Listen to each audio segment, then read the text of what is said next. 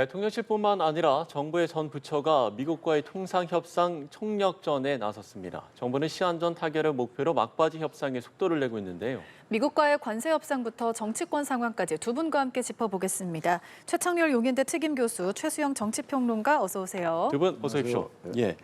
자, 미국과의 관세 협상 시한이 이제 닷새 앞으로 다가왔습니다. 앞서도 이야기를 했습니다만 정말 정부의 전 부처가 총력전에 나서고 있는 상황인데 막바지 대응 전략을 어떻게 구성을 해야 할지 두 분의 이야기를 듣도록 하겠습니다. 먼저 최 교수께 질문 드려볼게요. 이거 쉽게 이렇게 이 자리에서 대응 전략이 쉽게 나올 정도 너무 걱정을 안 하게요. 예. 지금 만만치가 않은 것 같아요. 지금 8월 1일 날 이제 협상 시한인데 네. 며칠 안 남았고 지금 우리나라 이제 구윤철 경제부총리하고 조현 외교부 장관이 각 파트너를 만나는 거 아닙니까? 재무장관과 국무장관을 만나는 건데 미국에서 이제 이미 산업통상부 장관하고 이제 통상교섭본부장이 만나고 있어요. 물밑 접촉을 하고 있습니다. 그런 다음에 이제 경제부총리와 이제 외교 장관이 만난다는 건데 미국이 뭔가 자신들이 원하는 게 우리가 뭐다 이렇게 내놓는 상황이 아닌 것 같아요. 지금 아니고 한국은 무엇을 내놓을 수 있느냐 이런 식이에요. 네. 그러니까 완전히 우리를 좀 이렇게 조여드는 이런. 어떻게 보면 그게 더 어려운 걸 수도 있죠. 그게 어려운 네. 거예요. 어떻게 보면 제시라는 게 아니라. 협박 수준까지 들릴 정도로 예. 제시하면 우리가 거기 맞춰서 뭔가 우리도 이제 대안을 제시하고 이렇게 전략적으로 대응할 수 있는데 당신들 뭐 내놓을 수 있어 이런 거란 말이에요. 그다음 지금 얘기가 나오는 게 이제 조선업을 이제 우리가 이 레버리지를 할 수 있다는 얘기인데 그것도 만만치 않은 거 같고. 예. 그다음 뭐니 해도 일본이 지금 이제 25%에서 15%로 이제 협상을 타결했다고요. 그게 아마 우리 정부로서는 대단히 그 압박이 될 겁니다 아마. 그래서 또 미국이 요구하는 게 쌀 개방 가장 예민한 거거든요. 국민 정서에 쌀 개방에다가 쇠고기 30개월 예. 원령 이상 거도 수입해라. 이게 아주 우리로서는 이명박 정부 때 그 이른바 쇠고기 파동 같은 것들도 떠올리는 거라서 정부로서는 이건 아주 예민한 문제예요. 그래서 지금 마땅치가 않아요. 지금 게다가 이 안보 방위비 분담까지 같이 얘기가 나오는 상황이라서 글쎄요. 이걸 지금 어쨌든 5월 8월 1일까지 며칠 안 남았는데 예. 이제 만나는 시기가 남았지 않았어요. 근데 우리로서도 아무리 미국이 이렇게 나오더라도 우리도 뭐 마지막 얘기할 건 해야죠. 조선업도 있고 또 주한미군 뭐 전략적 유연화 얘기하고 있으니까 거기에 대한 것도 우리가 좀 얘기할 수 있어야 되고 해서 너무 우리가 저자세로 할 필요는 없다. 어차피 미국이나 우리나 국익에 바탕하는 거니까 우리 국익을 위해서 뭐 글쎄요. 일부 품목은 전 일부 뭐 양보가 불가피할 것 같긴 합니다만 과도하게 양보한다 생각할 필요는 없을 것 같아요. 예, 알겠습니다. 그야말로 녹록지 않은 상황이다라고 이야기를 해주셨는데 이재명 대통령이 강조하는 국익 중심의 실용 외교의 방향성에 시험대가 올랐다 이런 이제 이야기들이 나오고 있는데요. 지금의 이 상황들 좀 어떻게 전망하시는지요? 그러니까 우리는 사실 수출이 생존이잖아요. 그러니까 우리가 이제 그 OECD 국가 중에 제조업 비중이 2위고 이게 지금 수출에 미치는 영향이 절대적이기 때문에 관세 협상이 25%로 끝나면 이건 우리 손해입니다. 그건 뭐 얘기할 것도 없는 거예요. 그러니까 일본이 몰라서 그 정도의 시장을 개방하고 뭐 엄청난 양의 그 투자를 통해서 미국의 환심을 샀겠습니까? 방법이 없는 거죠. 근데 저는 그래서 이제 이런 거죠. 실용 외교, 국익 외교 이런 것들이 사실 레토릭 말로 되는 건 아니고요. 협상에서 얼마큼 우리가 기술적인 우리 역량을 발휘하느냐의 문제인데 그래서 저는 전략적 허용이라는 걸 염두에 두고 협상에 임해야 한다. 그러니까 결국 지금 미국이 요구하는 건 그거죠. 뭐 조선업 이런 것도 레버리지가 되겠으나 결국 중요한 건 쌀과 쇠고기인데 네. 저는 쌀은 좀 어려울 거라고 봐요. 더더군다나 이번에 그 농정 3법에 대한 것도 아직 국회가 지금 통과가 된 상태가 아니라서 이제 이런 부분들도 좀 논란의 소지가 있기 때문에 그건 이제 아마 농민 달래기용으로 놔둔다 하더라도 소고기 같은 경우는 좀 가능성이 좀 있다고 보는 게 30개월령 이상으로 하되 그걸 표기를 하는 거예요. 그럼 소비자들이 알고 선택을 하게 되면은 미국 측 요구도 들어주고 우리도 정치적 부담 덜을 수 있기 때문에 그런 이제 전략적 허용을 해야 된다고 보고 실제 작년에 우리나라 총 소고기 수입량의 8%가 미국산이었고요. 우리가 미국에서 얻었던 무역 수지 흑자는 680억 달러예요. 그러면 어디가 우리가 더 이게 큰지를 봐야 되니까 그리고 이제 또 하나 미국이 가장 중요하게 보는 건 이거 같아요. 안미 경주. 그러니까 안보는 미국, 우리가 경제는 중국이랑 스탠스를 유지하고 있는데 왜 안보는 우리한테 요구하고 경제는 중국과 하느냐. 그 부분을 저는 협상단이 2+2에서 굉장히 논리적으로 잘 설득시켜야 한다. 일부 보니까 그 부분에 대해서 미국 조야에서도 약간의 의문점이 있는 것 같아요. 그 부분을 저는 의구심과 어떤 확실한 우리 입장을 좀 보여주고 아까 말씀드린 대로 전략적 허용을 통한 그런 품목들에 대한 제한적 개방을 한다 그러면 저는 협상이 잘 풀릴 수도 있겠다 생각하고 있습니다. 예. 네, 미국과의 관세 협상에 대해 이야기 나눠봤습니다. 한편 최동석 인사혁신처장의 과거 발언을 두고 야당은 물론 여당에서도 논란이 확산하고 있는데요. 국민의힘은 이재명 정부의 인사 검증 시스템을 겨냥해서 비판 수위를 높이고 있습니다. 대통령실을 이에 대해서 아직은 특별한 대응 방침은 없다는 입장을 보였는데 어떻게 보시나요? 오늘도 이제 민주당의 대변인이 여기에 대해서 사과가 필요하다라는 취지 얘기를 했는데 예. 그러고 난 다음에 또 다 거기 반박이 있었어요. 여권 내에서. 그래서 개인 의견이다 이렇게 나왔단 말이에요. 그래서 이게 최동석 인사처장의 발언이 다른 거와 달라서 문재인 전 대통령에 관련된 발언이 더 문제가 되는 거예요. 여권 내에서. 그리고 이제 발언 자체가 과거의 발언이 많이 지금 나오고 있는데 좀 경박해요. 경박하기도 하고 그런데 그것보다도 일단 여권에서 문제되는 건 이른바 친문 세력들, 친문이 여권이니까 그 부분을 어떻게 과연 이제 설득해낼 수 있을까의 문제입니다. 이거는 지난번에 강선우 후보자하고 경우는 좀 다른 경우예요. 인사혁신처장 이건 청문회를 거친 건 아닙니다만 인사혁신처라는 곳이 이제 제도적인 여러 가지 이제 인사의 승진이라든지 관리라든지 이런 걸 다 관장하는 곳이고 인사 제도에 대한 문제이기도 하고 그런데 정치적으로 이게 민감한 부분을 너무 많이 얘기를 했어요. 과거의 발언이니까 사과하면 된다고 얘기할 수 있을지 모르겠으나 이게 여권 내에서 이건 민주당 내에서 잦아들기가 어렵지 않느냐. 그러니까 대개 이제 인사에 관련된 문제가 임명하거나 이제 청문회가 끝난 다음에 논란이 잦아들면 돼요. 뭐 잊어서 어떻게 할 수가 없는 건데 이게 잦아드는 것 같다가 다시 또 이제 분출되고 이런 상황 같아서 이거를 이제 분명하게 이제 친문 세력들에 대해서 이해를 구하고 이런 정치가 필요한데 그게 과연 될까? 근데 제가 볼 때 이재명 대통령께서 이 최동석 처장의 임명은 처리하지 않을 것 같아요. 이건 지금 인사에서 몇 번의 지금 혼선이 있었잖아요. 네. 근데 이게 과연 여권에서 어떤 갈등을 빚을까의 문제인데 균열은 불가피할 것 같아요. 그러면서 계속 만약 인사를 밀고 간다면 이게 계속 이제 여권 내에서 이게 상당히 이건 내연할 수 있다는 생각이 들긴 합니다. 네. 네, 균열이 불가피해 보인다 이렇게 말씀해 주셨는데 어떻게 보셨습니까? 저도 이 최동석 인사처장의 문제는 조기에 정리하는 게 좀 맞다고 봐요. 왜냐하면 이제 우리가 디지털 아카이브 시대라 이분이 말을 했던 거, 글 썼던 게 모든 게 다 저장이 돼 있어요. 네. 언제 어떻게 또 나올지 몰랐지. 제가 보기에 지금까지 나온 건 빙산의 일각 같습니다. 그런데 최근에 5월에 유튜브 방송에 출연해서 했던 얘기가 지금 논란이 되고 있는 거예요. 뭐 이 대통령은 하늘이 내린 지도자고 이분에 대해서는 뭐 5년이 아니라 20년, 30년 더 해야 되고 이걸 검증을 못 하나요? 아니 3월에 5월에 했던 유튜브 방송을 검증 안 하고 임명합니까? 인수위 없다고 매전 이재명 정부가 국민들에게 좀 이거는 이해해달라고 얘기하는데 이미 인사혁신처장은 취임한 지 한 달이 넘어서 임명했어요. 검증 기간이 너무나 많았는데 또 이분에 대해서 검증 무시라고 할 겁니까? 근데 지금 최 교수님 말씀한 바대로 이분이 뭐 일종의 약간 그 전방위적 난사를 하고 있어요. 그러니까 뭐 야권을 겨냥하는 것뿐만 아니라 여권 내부도 겨냥하고 있어서 친문의 지금 반발이 보통이 아닙니다. 왜냐하면 재앙이라고까지 표현하고 문재인 정부가 결국에는 우리 뭐 만국의 원흉처럼 얘기를 하는데 이걸 받아들일 수 있겠어요? 지금 더더군다나 당정 원팀이다, 통합이다. 대통령이 이런 메시지를 내는데 상벌 교육과 80만의 공무원의 인사를 관장하는 분이 이게 과연 그럼 영이 서겠고 공직강이 잡히겠습니까? 그러니까 저는 더 동티가 나기 전에 조기에 이걸 정리해야지. 지금 대통령실은 여당 내에서도 문제가 생기니까 뭐 시그널을 주는 것 같아요. 그러니까 여당 대변인이 얼른 자기 개인 자격을 얘기하는데 아니 세상에 원내대변인이 브리핑한 게 어떻게 개인 자격일 수 있나요? 그것도 말이 안 되는 거예요. 그러니까 지금 이분을 둘러싸고 하는 이 아주 기이한 일들이 저는 이게 여권에 굉장히 부담될 수 있다. 강선우 전 후보자에 대해서는 빠른 조치, 그러니까 만시지 탄핵감을 있지만 조치를 했는데 최동석 처장에 대해서 차관급이고 별거 아니라는 인식보다는 오히려 이런 분들이 더 결국 여권 내부의 균열을 조장할 수도 있고 야권과의 소통도 이거는 부정적인 결과를 낳을 수 있기 때문에 저는 조금이라도 빨리 정리하는 게 맞다는 생각이 듭니다. 예, 알겠습니다. 두 분의 말씀처럼 여당에서도 상당히 좀 난감한 상황이기 때문에 앞으로의 상황들을 좀 지켜봐야 될 것 같습니다. 자, 속도를 좀 내보겠습니다. 민주당 대표 선출을 위한 전당대회를 엿새 앞두고 후보들의 2차 TV 토론이 오늘 열렸습니다.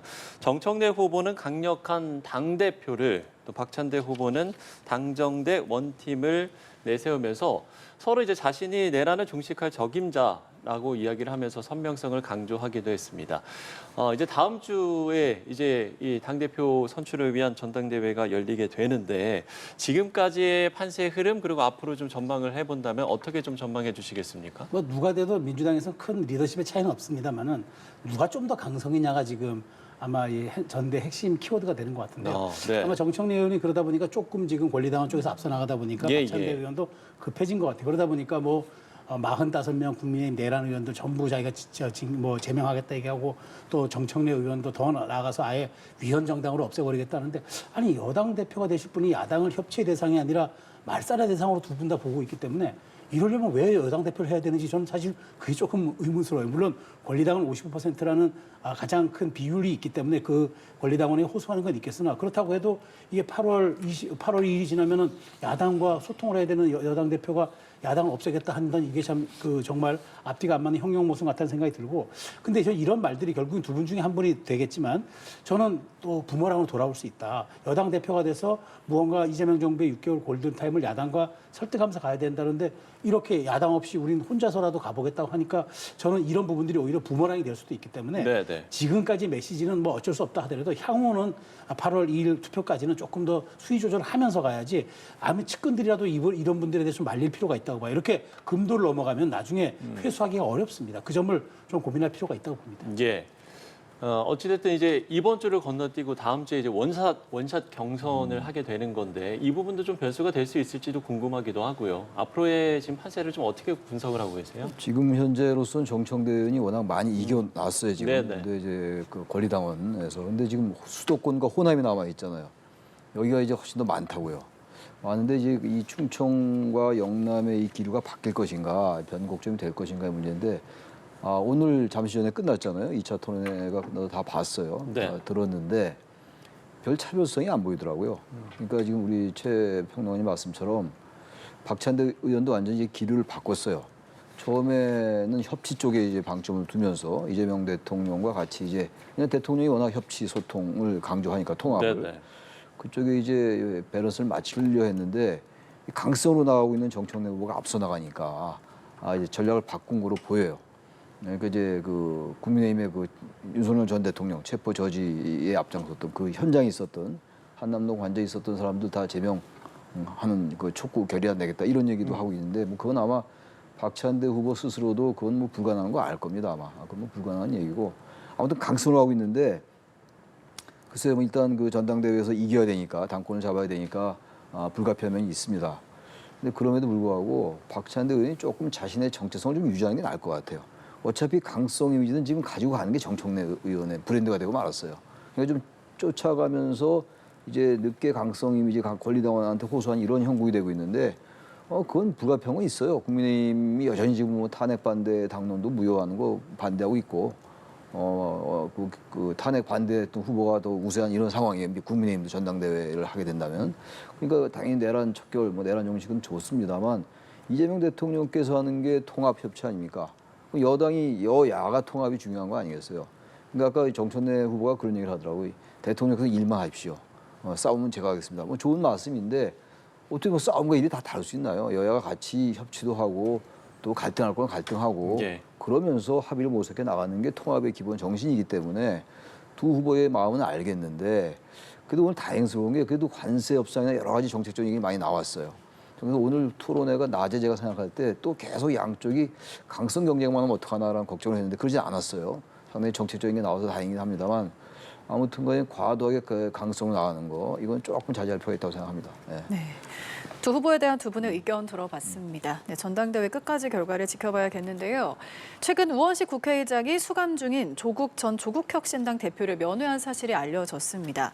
새 정부의 첫 8.15 광복절 특별사면을 앞두고 조국혁신당은 물론 여당에서도 조 전 대표 특사 주장이 나왔습니다.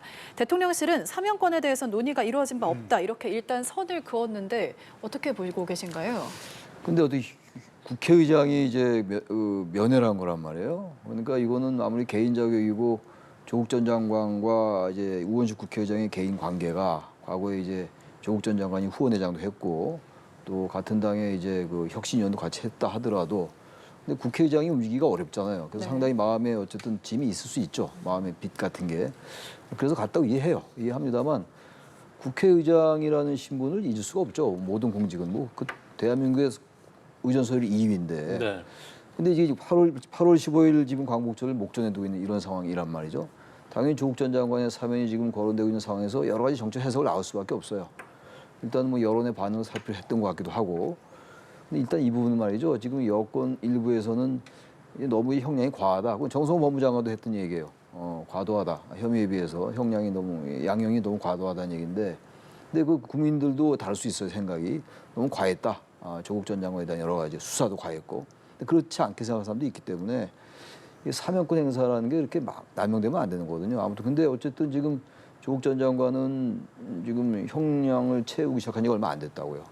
저는 이 부분은 이재명 대통령께서 전적으로 대통령의 고위 권한이거든요. 이거는 그 국민들의 여론을 충분히 살펴야 될 것 같아요. 네. 아주 그 애매한 문제이기 때문에 뭐 무조건 야권, 여권이 갈라져서 사면하면 된다 안 된다 이런 차원이 아니라 국민들이 과연 이 부분을 어떻게 볼 것인가 사면 문제를 이걸 철저히 좀 냉정하게 관찰할 필요가 있다. 거기에 따라서 행동하면 문제가 없을 거다 이런 생각합니다. 네. 여론을 충분히 살펴야 한다 이렇게 말씀해 주셨는데 이 면회를 어떻게 보셨습니까? 그러니까 저는 뭐 이전설 2도 문제지만 사실은 우리가 입법, 사법, 행정이 분리된 삼권 분리 국가인데 대법원의 최종 확정 판결이 2년이 났고 그다음에 아직 형계 절반도 채우지 않은 상태에서 입법부의 수장이 사법부의 판단이 내린 지 8개월도 안 돼서 가서 면회를 했다.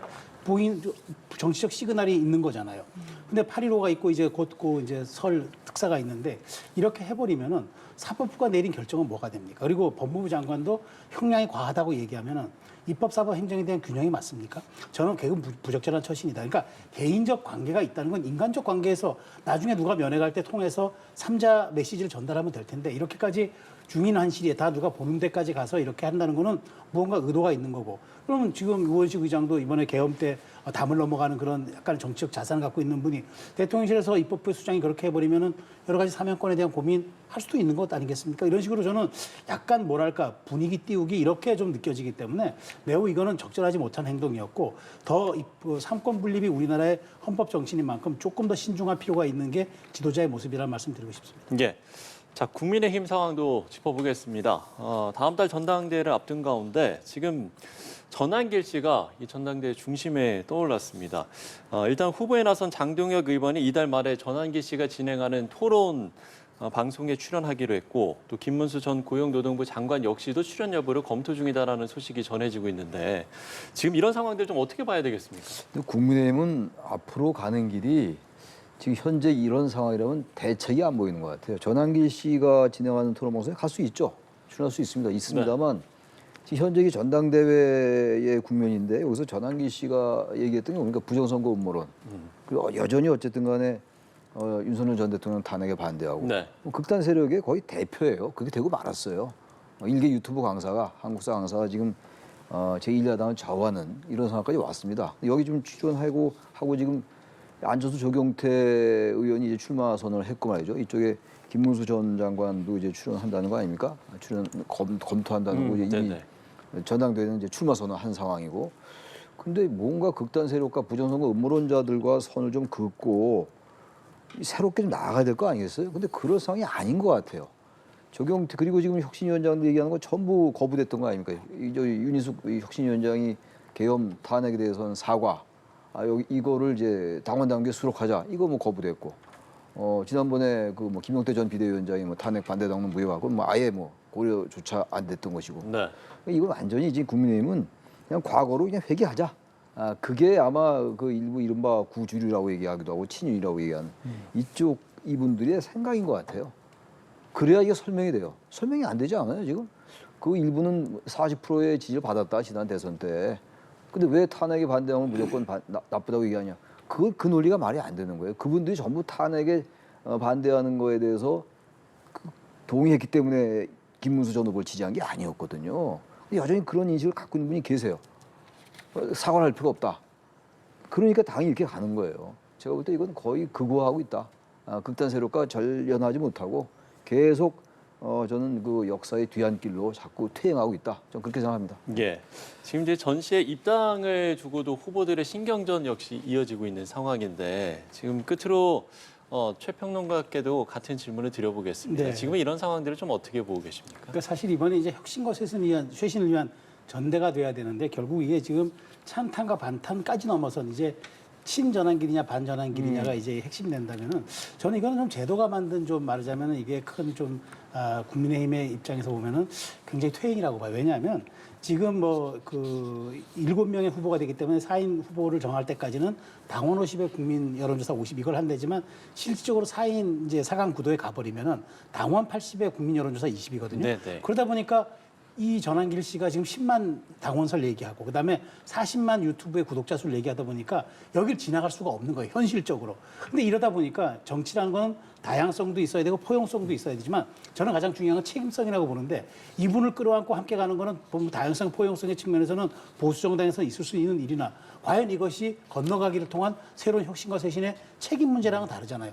윤 전 대통령의 파면으로 인해서 치러진 이번 대선이었는데 여기에 대한 책임은 그럼 누가 집니까? 정당이 다 선거에서 패하면 그 누군가는 책임을 져야 하는데 그런 책임을 지는 건 보이지 않고 이번 전대 또한 유야무야 넘어가는데 그러다 보면 저는 현실적으로 4강 구도에 가버리면은 이렇게 되면은 혁신파의 목소리가 저는 잦아들 수밖에 없고 오히려 저는 이 당을 단일 대우로 가고 내부 총질하지 말자는 목소리가 더 힘을 얻을 수가 있다는 게 현실론이다 보니까 결국 지금 전환길 씨를 둘러싼 이런 논란들이 나오고 있는 겁니다. 저는 당원들이 지난번 5월 달에 그 후보 교체 파동에서 집단 지성을 발휘했듯이 이번에도 결국 이제는 당원들이 판단할 수밖에 없는 상황이다. 집단 지성을 저는 기대할 수밖에 없다는 생각이 듭니다. 네, 이렇게 두 분과 함께 관세 협상부터 전당대회까지 여러 정치권 상황 짚어봤습니다. 지금까지 최창렬 용인대 특임 교수, 최수영 정치평론가 두 분과 함께했습니다. 말씀 말씀 고맙습니다. 고맙습니다.